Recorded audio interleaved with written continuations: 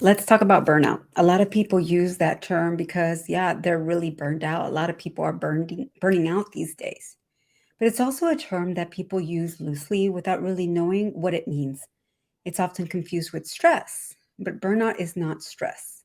It's the accumulation of chronic, difficult to manage, debilitating levels of stress. And it does not happen overnight.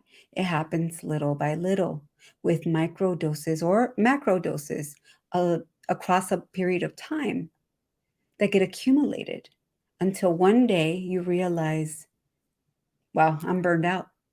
And you either realize that because you are exhausted, worn out, right? You're exhausted and worn out. You feel depleted. Another sign is that you feel like you just don't really care these days. You show up, do your thing, but nothing more. When you used to go above and beyond. But it's not the case anymore because why? Not because you're lazy, but because you are exhausted. There's nothing left in you to give. And you can't expect to function like some machine. You're human. Okay. You can only take so much.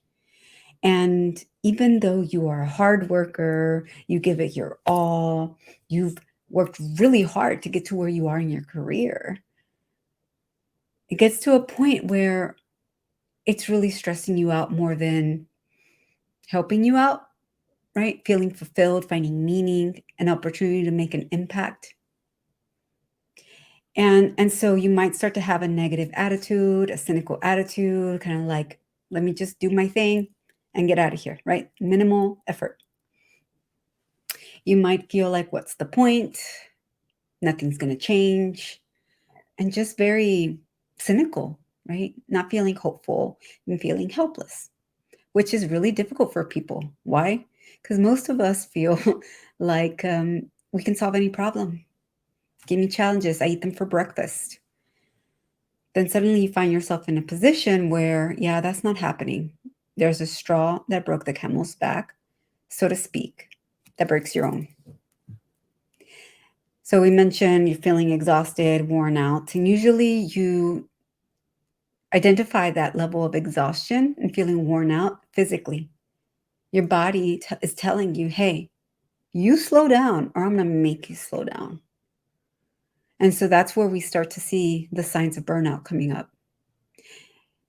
Oftentimes, that's not the first indicator. Oftentimes, the first indicator is feeling really overwhelmed, right? Pushing through, burning the midnight oil, okay?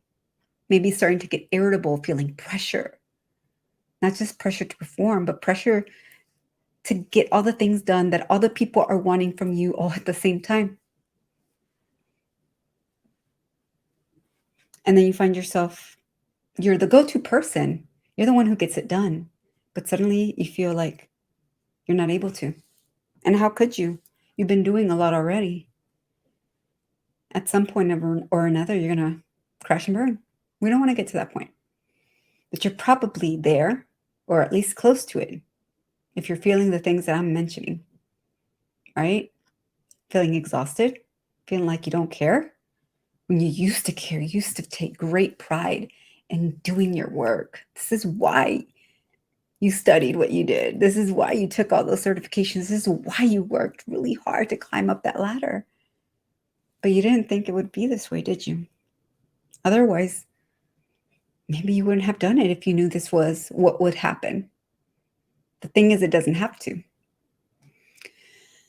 So there's a way to protect your energy, right? There's a way to feel more motivated and not resentful. You worked really hard to get your career, but when it starts working you really hard, you tend to not want to be around the thing that is stressing you out, even though you love it. It's only a natural response to handle stress. We tend to want to gravitate away from the thing that is stressing us out the most. And this could be at work or at home or both. Think about that for yourself. Which one is it? Is it both? For a lot of people, it is because you've got responsibilities all over the place. You have multiple roles and have multiple hats. And And with that comes multiple responsibilities, things that you're in charge of. And if something goes wrong, you're responsible for that. And that's why I see a lot of leaders feeling like they have to be everywhere. They have to be the one to do things because they think it'll be done better and faster since they know how to do it and they've been doing it for a while and can do it in their sleep. But guess what?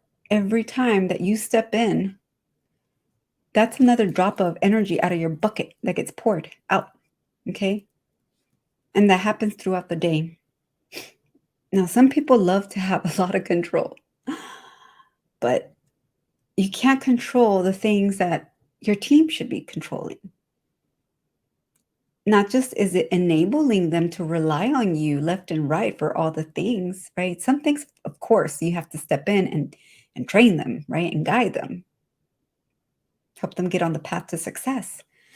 Then there are other things that you've gotten them used to coming to you for help, for answers, when really it's debilitating them from being able to grow and stretch outside their comfort zone, to continue to feel like they can handle challenges because they build up to it, right?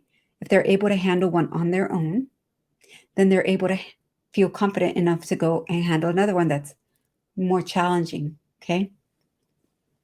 So you don't give them an opportunity to feel good about their contribution because they did it on their own. Yes, help is important, but you don't want to do all the things for everyone. Okay, give them an opportunity to grow in that area. Recognize when it's something that they really need help with and that you can step in and then step back out because they've got it. Realize when it's not that case, when it's more of a case of control, like I mentioned already, more of a sense of, you know what, let me just do it real quick because it's going to take up more time and energy if I have to step aside and sit down and really train this person. But when you do that quite a bit, often, it takes up unnecessary time. And instead, you should step back and really look at what's going on. And instead of just being reactive, you need to be proactive. But it's really difficult when you've got so much going on and you're just like, go, go, go, go, go.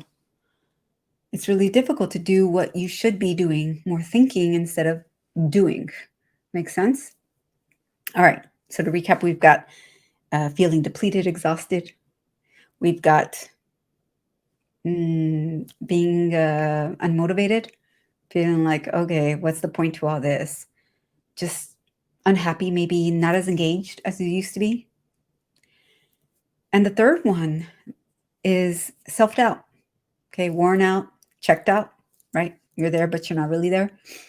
And then we've got self doubt. Well, what is that about? When you don't have enough energy, you're going to be more likely to make mistakes. Why? All your bandwidth has been depleted. Okay? You're not going to be able to perform at your best like you can when you are so overwhelmed with so many things, constantly thinking about, I got to do this, I got to do that, not allowing yourself to have some time away from work. And I'm not talking about just physically, I'm talking about mentally. Okay? Thinking about it all the time. And that's why a lot of people feel like they're working all the time when they're not. It's because the mental component of work, when you don't detach, soaks up a lot of your invisible energy. I'll just call it that instead of your physical energy, right? Like in the shower, thinking about work, before bed, thinking about work. And that's why you have a hard time falling asleep in the first place, tossing and turning, having dinner, thinking about work, trying to be with your loved ones. They can tell that you're in some other world thinking about work. So this is a problem. And then you start to feel bad about yourself because you feel like you can't catch up, not enough energy. You feel like maybe guilty that you're not putting in as much effort as you think you should. being checked out. And then micro mistakes on things that you used to be able to do in your sleep, they don't make you feel good. You're a high achiever and you feel like you should be doing a better job. And that puts a lot of pressure on you, by the way. And so you try to put on this face, right? This facade that you've got it all together. And maybe you've been able to pull that off, but sooner or later, people are going to realize something's off and you might get the little tap on the shoulder. Hey, like, you okay? You seem kind of different lately. And then you're going to be like, oh my goodness, this is actually showing. I thought I was covering it up pretty well. Perhaps it's because you've been making more than a few mistakes and it's becoming obvious. And if it gets really bad, your boss may come and say, hey, I noticed that your effectiveness or your productivity or efficiency isn't where it usually is. What's going on? I know you're usually pretty good at this. And then you feel bad about yourself. And some people might even start crying in that moment because they've been trying to hold it back for so long. And it doesn't mean you're weak. It just means you're really, really tapped out. There's nothing in you left to do. And when you don't address it accordingly, you don't address these problems in a way that works. And there are just even like small little tweaks that if you made could make a huge difference. But you don't know what you don't know. Okay. So you need to be on the lookout for those things. Okay. Before it just creeps up on you. And then now it's harder for you to get back to pre-burnout. All right. This requires you to slow down. This requires a lot of introspection, self-awareness to know when you have had enough before you get to the point where you are totally burnt out. You got nothing left to give, even if you wanted to. You've been pushing and pushing for so long. Your body's going to tell you, hey, I've had enough. I've been telling you to slow down and you're not listening. I'm going to make you slow down. And then at that point, it gets so much harder. It's so much harder to be able to bounce back. And you don't want that. Prevention is less costly, time consuming, energy depleting than intervention. You want to stay productive. You want to stay healthy. You want to stay present with your family. That's going to be at risk if you don't prevent burnout. Now, if you're already at the point of burnout, it's not too late. It may take longer for you to recover from it compared to if you were just stressed out, but it's not impossible. And I'd rather you start now than continuing to let it go because it's just going to get worse. You hear me? So, the other thing is that when you feel like you don't have a sense of control over all the things that are happening to you, you're not going to feel good because high achievers like to be in control. Leaders like to be in control. That's why one of the reasons they lead, other than wanting to make an impact and help others make an impact by leading them in that direction.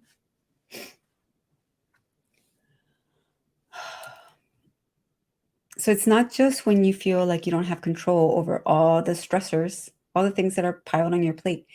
It's also when you feel like you're not in control of getting the resources you need to succeed.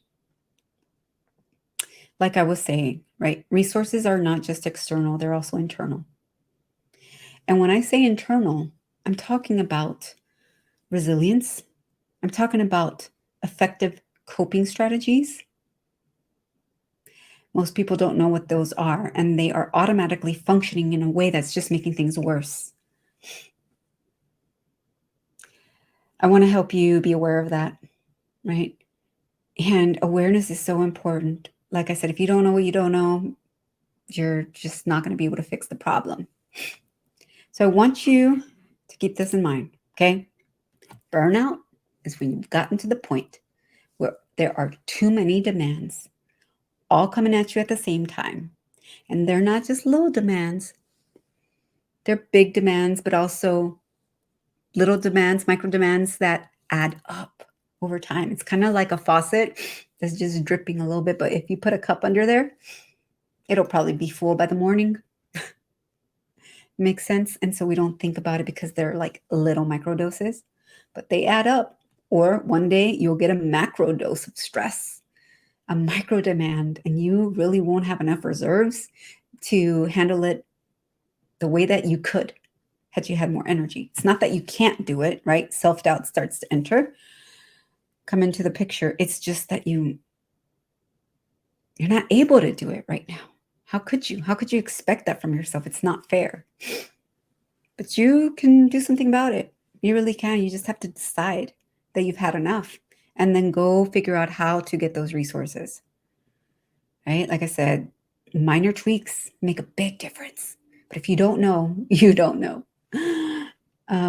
Let me tell you about who I am. My name is Dr. Lizette. In case you don't know me, I help overwhelmed and exhausted leaders be able to show up at their best, be present in their personal life, and really take care of themselves mentally, right, and physically in all kinds of ways. Because at the end of the day, if you're not okay, nothing else is going to be okay. You hear me? Um, and so maybe you feel like you're putting in too many hours at work and you're not being able to be present at home or even take care of yourself, making doctor appointments, those kind of things. And I'm pretty sure that if I looked at your calendar, I could identify areas where you could really be working at least 5 hours less because I would help you figure out how to be more effective and efficient and productive without you having to work any harder than you already are. In fact, working a lot less. It's possible. A lot of people don't believe that. They think this is just the price to pay for success. Mm-mm. Doesn't have to be that way. Your success will suffer unless you do something about this. And I want to be able to help you with that. Okay? If you feel like you've gotten to the point where, you know what, I don't want to go this path much longer, or you're like, you know what, I am here. I think I am. I checked off all the boxes of what you said, Dr. Lizette. Then I encourage you to reach out to me. This is what I do. I help lots of people with this, and I'd love to help you too if you're ready. Okay, that's really key. I don't care what you say, right? If you're ready, you got to be ready. And that means putting in the time, putting in the energy. But the thing is, you won't have to spend as much time and energy making the changes you need to be able to recover from burnout, making the changes you need to continue to succeed. All the sacrifices you've already made, you don't want to throw that down the drain. A lot of people think that they just by stepping back, stepping down, stepping away from their hard-earned career, that's going to solve the problem. Getting another job? No. Yes, the culture, the policies, the responsibilities, the job title, that plays a role. Yes. But the bigger role comes down to us, right? To you, how you handle hard things. That's always going to be there as a leader, right? It's part of your job description. So we need you to take responsibility for that because nobody's going to come in and rescue you. You have to raise your hand and say, I'm ready. I'm ready to fix this problem once and for all because it's destroying my life, right? In so many different ways, whether it's your mental health, whether if it's your ability to lead, whether it's family complaining about how you're always working, things like that. I want you to take that seriously. Look, nobody can make you take better care of yourself and slow down so you can speed up. And when I say speed up, I don't mean working harder and longer. I mean being more effective and efficient, getting to the end result that you want by getting there along the way in a way that doesn't burn you out. Okay. So if that's something that you're ready to get help with, please go do that. I'm someone that can help you get there further faster. So if you want to look at what that looks like, feel free to reach out to me, and I'm happy to take a look at what's going on for you, listen to what your specific situation is, and give you some recommendations for what you can do next to start addressing it. All right. Take care of yourself. Till next time.